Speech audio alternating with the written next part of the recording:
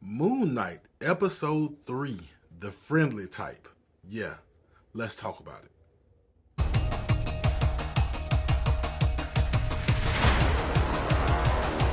Welcome back to the Flash by Night channel, people of Earth. So we are here to talk about Episode 3 of the Moon Knight show on Disney+. I want to break it down a little bit, point out some things I saw, point out some questions I had, and basically do what I'm going to call the follow-up. So, when we start off the show, with Layla in the basement somewhere, I'm not sure where, with an older lady who I'm not sure of her relationship. Some people think that it may be her mother. I'm not so sure of that, but they're talking as she is preparing Layla a passport to go to Cairo and go to find Mark. Because when we left the last episode, Mark was heading to, or actually was in Egypt looking for Arthur Harrow, because Arthur Harrow has the scarab that's supposed to lead to Amit. But she is in there having a conversation, kind of catching us up with who Layla is through this conversation with this older lady. And we find out that, her dad was murdered about 10 years ago. Actually, I don't know if we found out he was murdered 10 years ago. I know he passed 10 years ago. She is worried about Layla using archaeology and iniquities and her travel to cover up her pain from losing her father 10 years ago. Also, I made an assumption about Moon Knight from episode 2. From the passport that we see Steven finds. Now, I made assumptions about his age, about how long he may have been Moon Knight, about, the general things we know about Moon Knight. We can throw all of that out of the window because they are underground printing passports like bootleg CDs.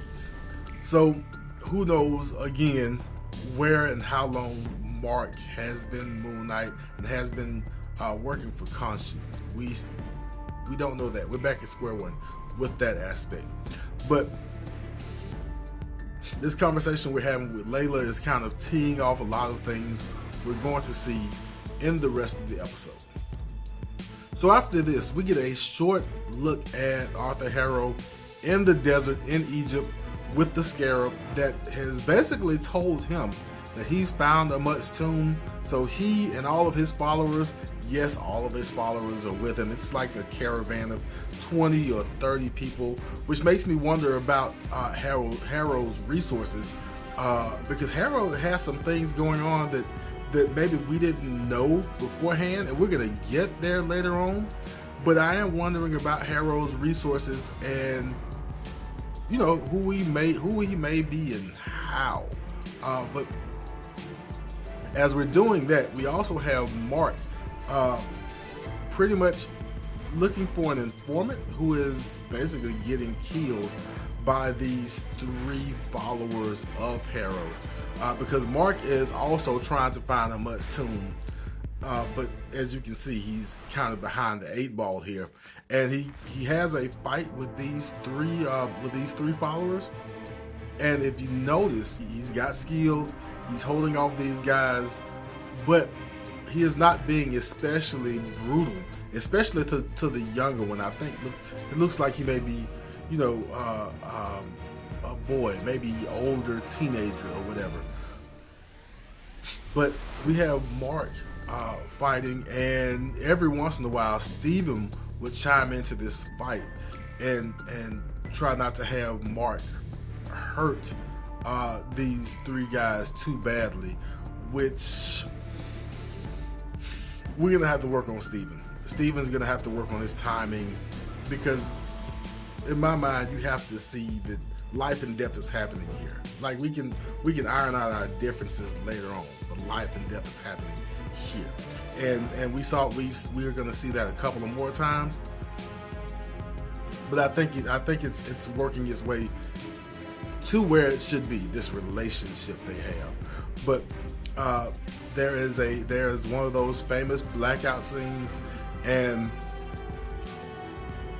when Mark wakes up, he wakes up in the back of a cab heading towards the airport, which is really funny because he wakes up in the back of a cab. I think that's a hint to most Moon Knight readers and Moon Knight fans. And B, why is he going to the airport? That's a question that really didn't dawn on me till right this second. Why is he going to the airport? Either way, he kind of comes to, gets out of the cab.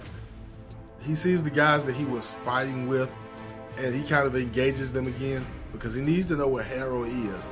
But once again, Steven kind of sticks his nose in Mark's business, and the guys get the better of Mark, where we get another blackout.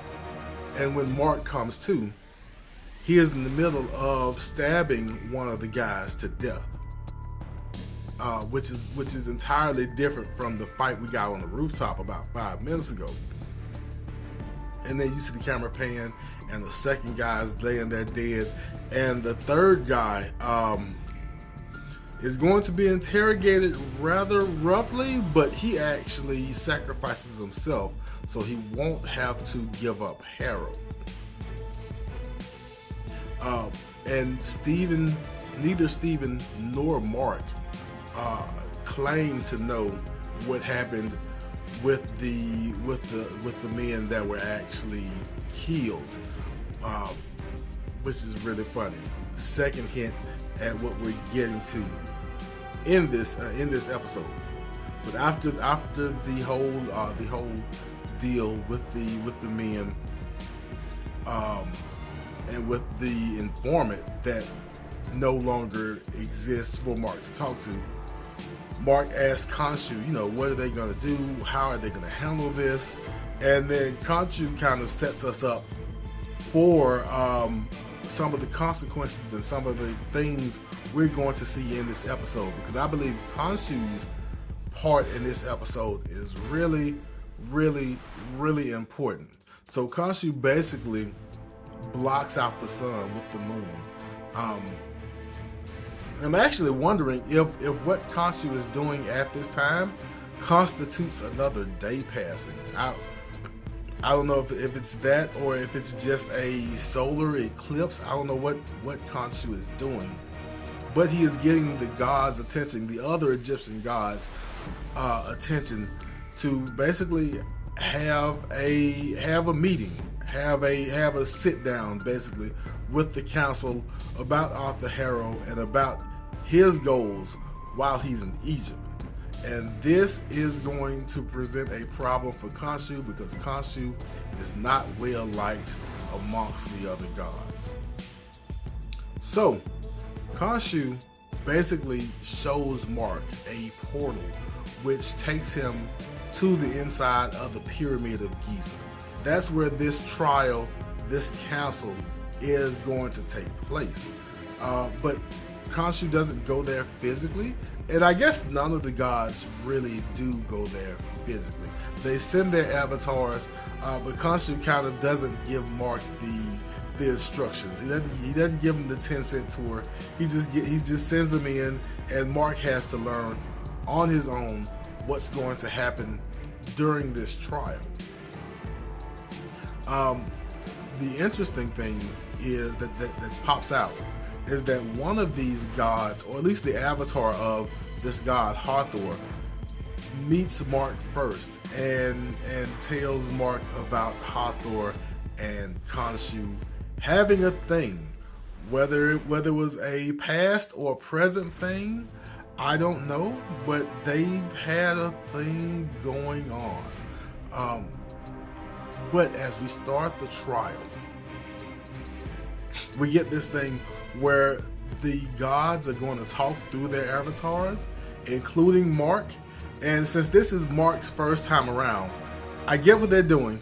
It looked kind of silly, but there's a strain and kind of some exhaustion you can see from Mark as Khonshu talks through him, because the other gods are kind of talking calmly through their avatars, whereas Khonshu is kind of yelling and hollering and angry at the council. I think deservedly so.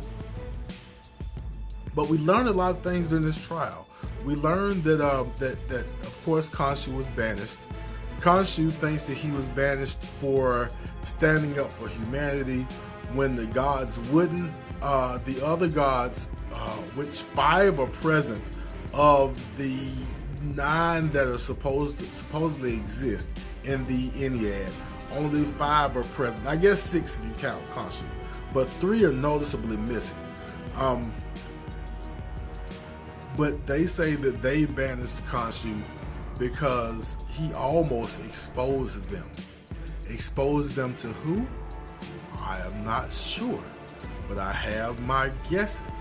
Also, during this, before we even get to the Arthur Harrow thing, the back and forth between Khonshu and the rest of the council, the rest of the council believes that avatars are to be seen and not heard, and that's the way that they conduct business, that they kind of maybe push mankind along, but not really interfere. And Khonshu believes that avatars aren't enough and that the gods should come down from their pedestals and things like that. Once again, what are avatars not enough for? Why do the gods need to come down? I know that this is about not raising Ammit, but it sounds like there's something bigger that Khonshu thinks is going to happen, that the gods need to get off the pot, so to speak. And in walks Arthur Harrow, which baffles me a little bit. Like, I want to know, how is it that Arthur Harrow makes it to this trial? Like, so Mark had Khonshu to make him a portal to get to the pyramid. I'm pretty sure that all the other avatars, gods did that for them. And maybe one of the gods did it for Arthur also, but Arthur seems really, really close and familiar with these avatars, and we're going to get back to that later. But we have the trial, and the trial is relatively quick.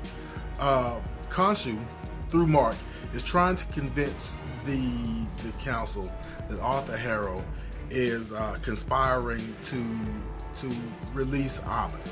And really quick, Harrow basically talks about how bad Khonshu is, how Khonshu is using Mark, and without much of a fight, basically the council's opinion of Khonshu and banishment of Khonshu basically leads to this quick verdict that says Harrow has done nothing wrong.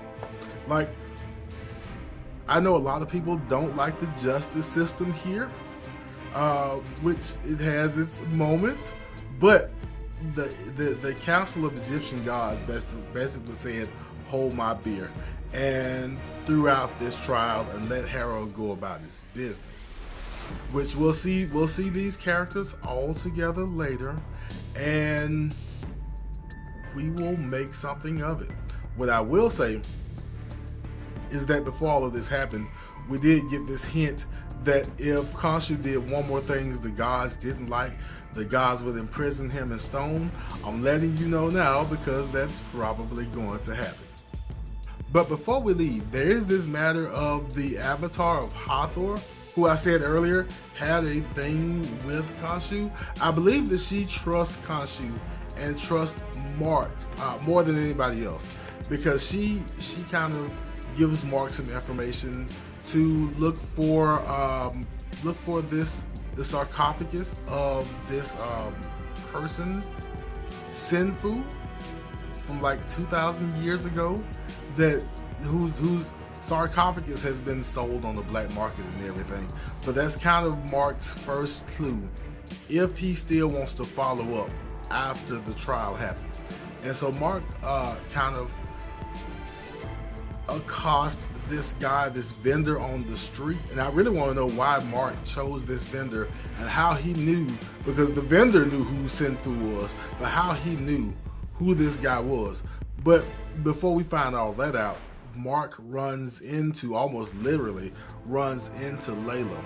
And she basically lets Mark know that she knows where she can find the sarcophagus. She knows this Anton guy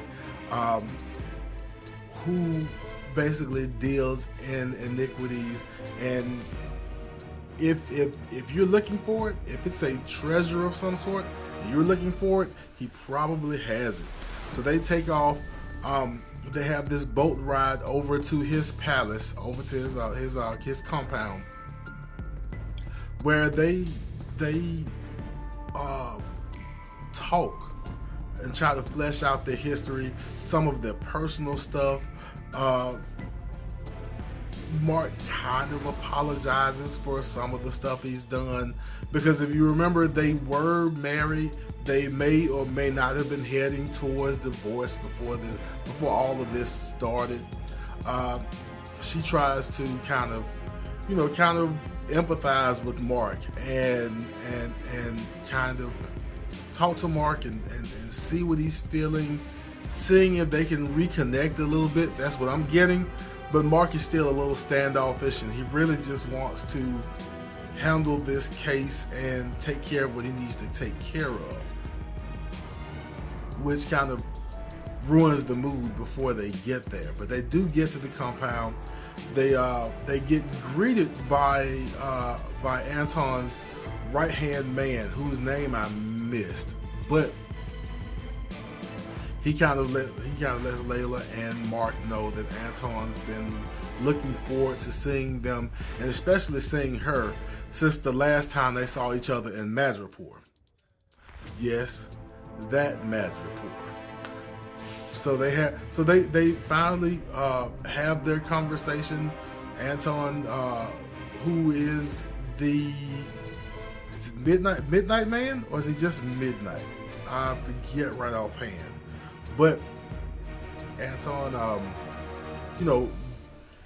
finishes his practice of this Egyptian battle dance. Anton and Layla talk, and they go, and Mark looks at the sarcophagus, he and Layla, but they don't 100% understand what it's trying to tell them about finding Amat's tomb.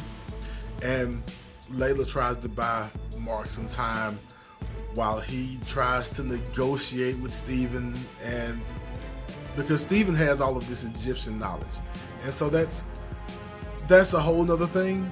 And Stephen finally tries to, help Mark with some of this knowledge when Anton kind of catches up to what's going on. In the meantime, Harold pulls up.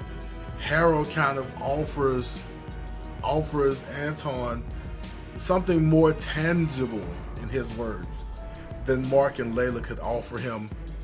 And then there's this whole scene where Harold tells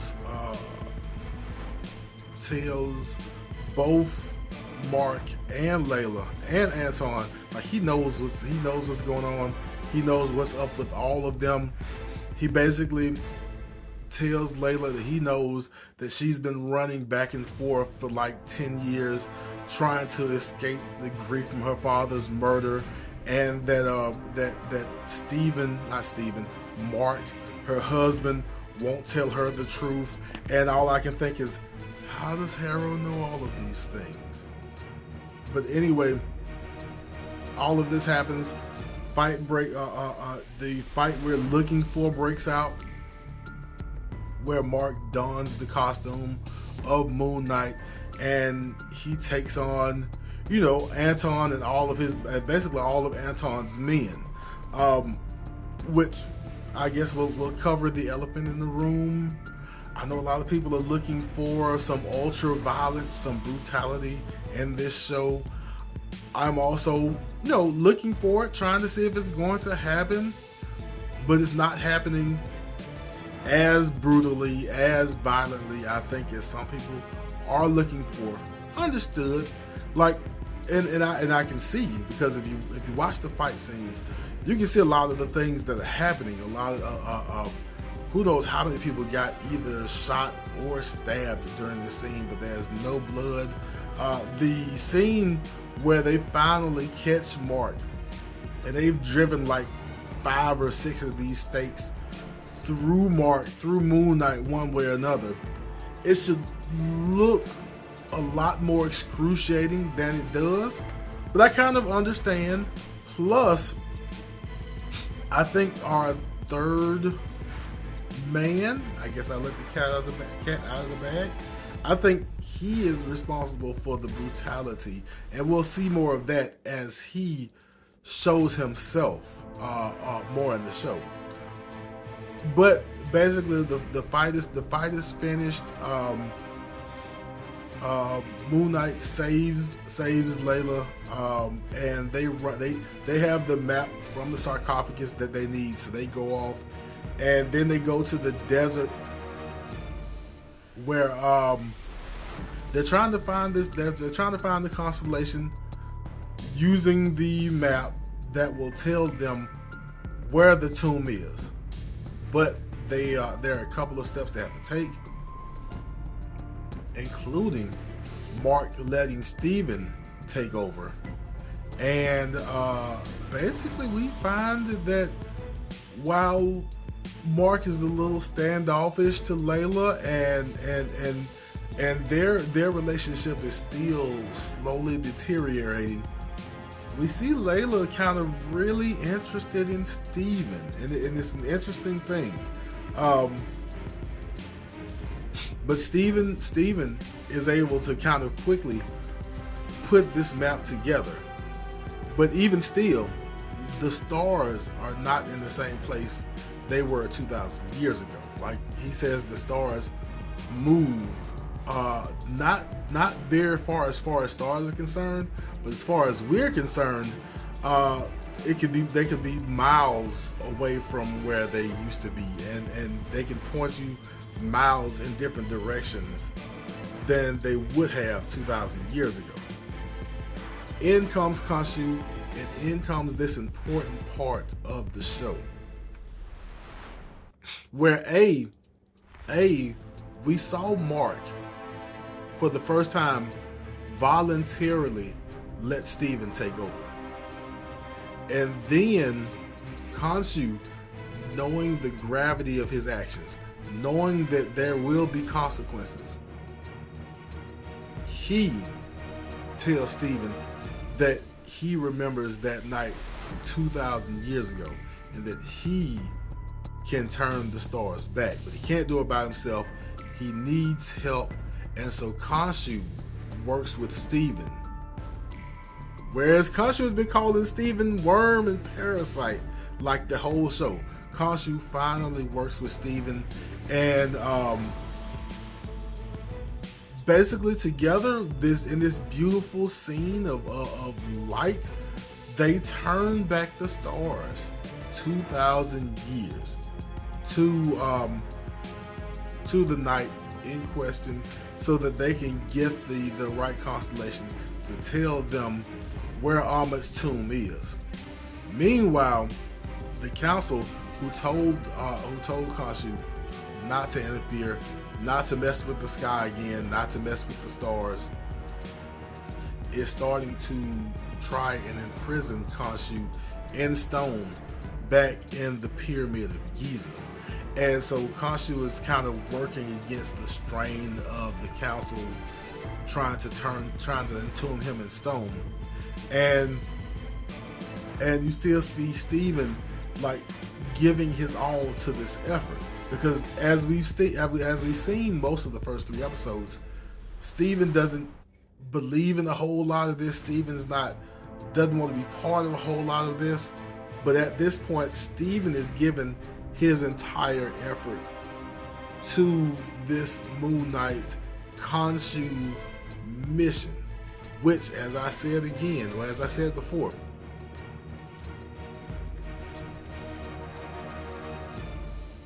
they become one to do what they must. And at this point,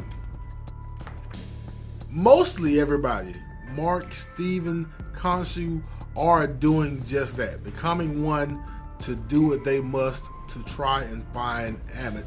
And in the end, yes, the stars are turned back.